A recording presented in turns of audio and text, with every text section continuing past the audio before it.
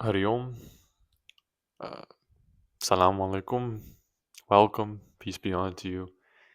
Today I wanted to talk about a topic that I believe is very spiritually relevant in the world today. And the reason why is, well, there are many reasons, but first let me elucidate the topic. The topic is, how do spiritual teachings apply to our lives today? Now, this is for me, in my opinion, this is very important because in today's world, there are so many spiritual teachings. Like you open up Instagram, and if you ever, follow any spiritual pages or any, leaders, you're going to get your feed filled with all kinds of stuff.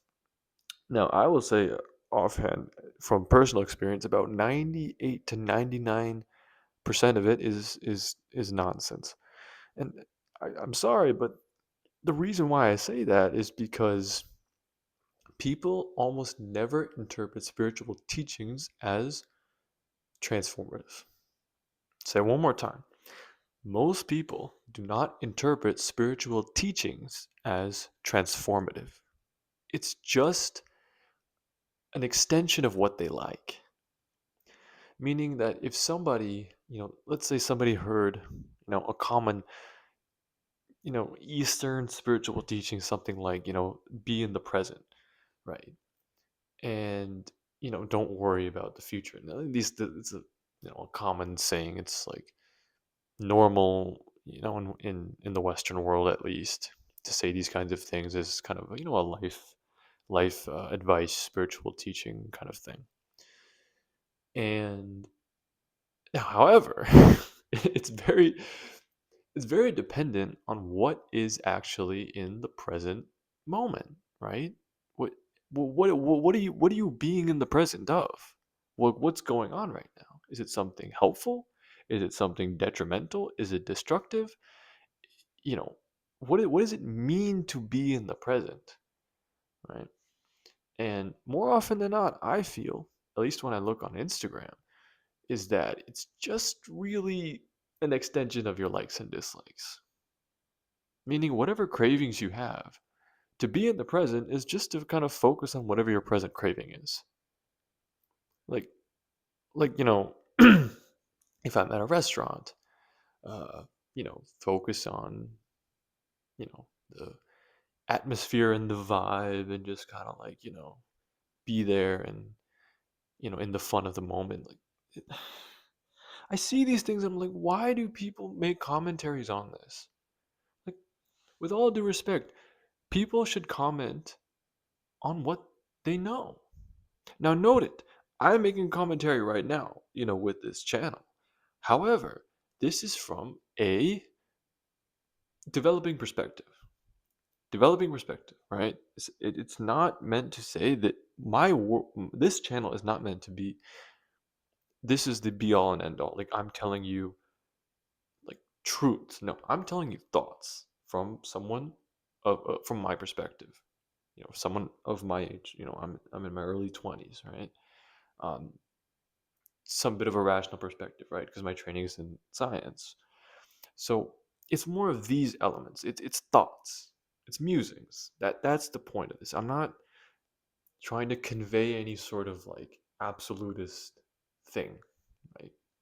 So please don't misconstrue what I'm saying for that because it's not. That's not what it is. But back to the subject. It's that people comment on things based on what they have imbibed from the world, and that's totally natural. But then it degrades the spiritual teaching. It degrades the spiritual. Takes it to mean something that that that that's not what it's meant to convey. And this is what can degrade spiritual traditions. So I'll give a couple of examples. Not just these like broad based.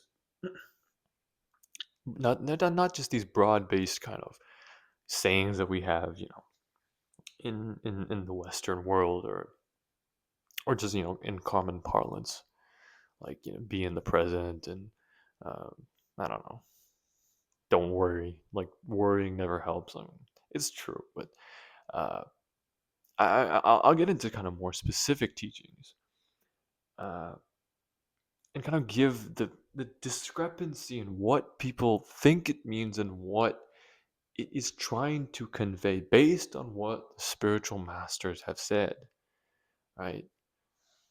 And I believe this is where people's ego comes in the way, because people try to put their own things in it and they try to add to it and they try to say, well, what does this really mean, based on my current state, which is what you're supposed to do. But what you're not supposed to do is you're not supposed to add your flair to it. It's not supposed to be for, you know, being in a state of sensuality or despondency. You cannot bring that into the flavor of the teaching. I'll give an example. So in Hindu tradition, right? Because my tradition is the Vedanta tradition, specifically the Advaita Vedanta tradition. So the lineage is of Shankaracharya. And obviously Vedantins, or people who follow Vedanta, rely heavily on Gita, all these sorts of things, right? So one famous theme of the Gita is uh, renunciation of doership and fruits of the action. It's a common theme. There's a famous verse, karmanyevadikaraste ma phalechu kadachana. Very common. People love to quote this and say, oh, you don't have to worry about the results of the action. You just have to do the action. You have the right to the action. Great. That's what it means. Yes. But what does this mean in your life? This is like what people, at least what I don't see. Maybe I'm missing it. I don't know. It's that you know the Gita, like this verse. Great. What does that actually mean in your life? Right? This is the hard part. You have to look at, what do you derive pleasure from? What do you derive pleasure from? You have to look at that. You have to look at that, because that is what the verse is referring to. To what attracts you the most, right? Now let's say we're in student world, right? We're in student world. We're in, you know, we're we're trying to get the best grade on an exam or best grade in a class, right? Karmanyevadikaraste. You have the right to the exam. You do not have the right to the grade. But if you're in this perspective, I work so hard for the grade. Like, why else would I work hard? For the sake of action itself. Now, this will turn the way you think. It turns the way you live your life completely 180 degrees. Now, I don't know if people want this kinds of, things in their life, because this like really shakes things up. Yeah, almost everything you do is for the phala. It's like the complete opposite of the teaching. It's the complete opposite of the teaching. People, you do it for the phala, the fruit. You don't do it for the karma, for the sake of the karma. And otherwise, you're like, why would I even work then? There's no point. You'd find life pointless. If you like really extend this teaching, that's kind of what it's saying. Now, to repeat this verse, karmanyevadikaras, boldly, with an open chest and straight back, it's great. Do it by all means. That reading this teaching will not harm you, right? It will not harm you. But to take it and extend it means you have to look at yourself quite deeply, and you have to see, oh, okay, what's like attracting me here? What's attracting me here? What am I drawn towards? What are like the fundamental pillars of pleasure in my life? What gives me like that rush of happy chemicals? Now, I just said happy chemicals. I don't want to rid people of their happiness, though. And I don't think Sri Krishna wants you to rid the happiness either.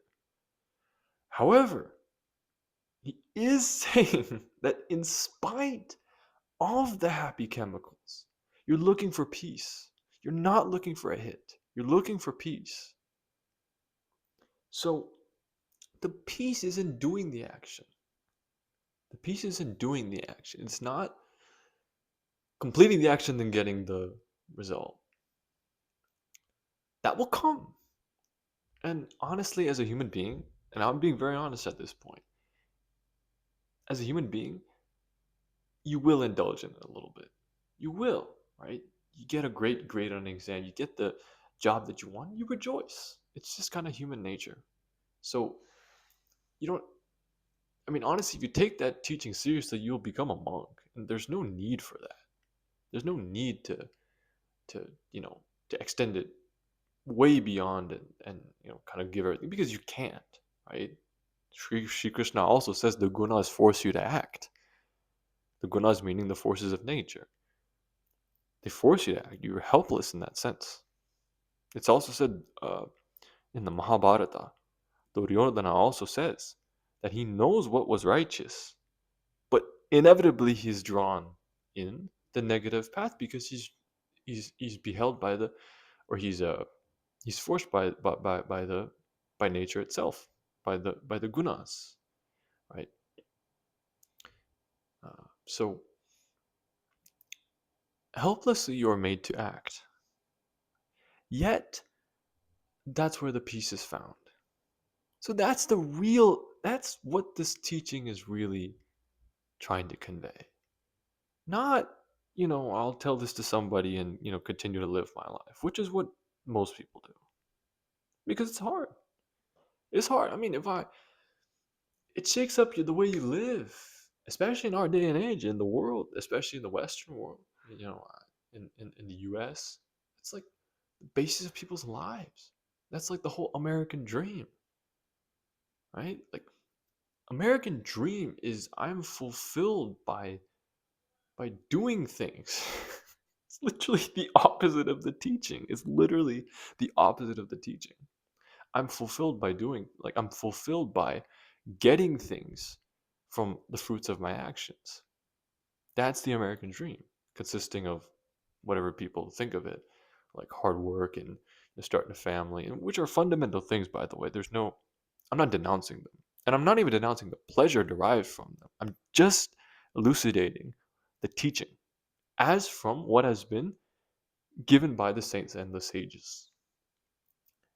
So, and in addition to that, money to buy materialistic things and all these sorts of things that construct what you would consider a dreamful life. That's, in a couple sentences, the American dream. But this just completely, and this contradicts all traditions, by the way, because this teaching is in all traditions.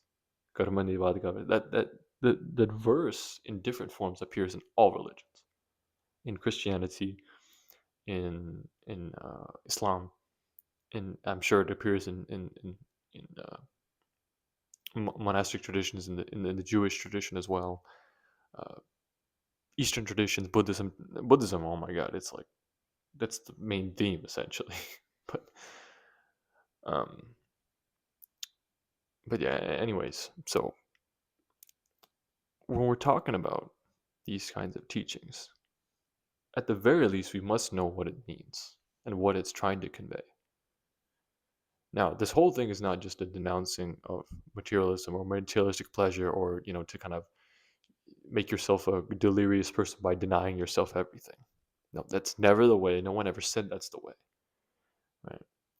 But it is calling into question the context in which people like to, give out these teachings and what it means for them as people.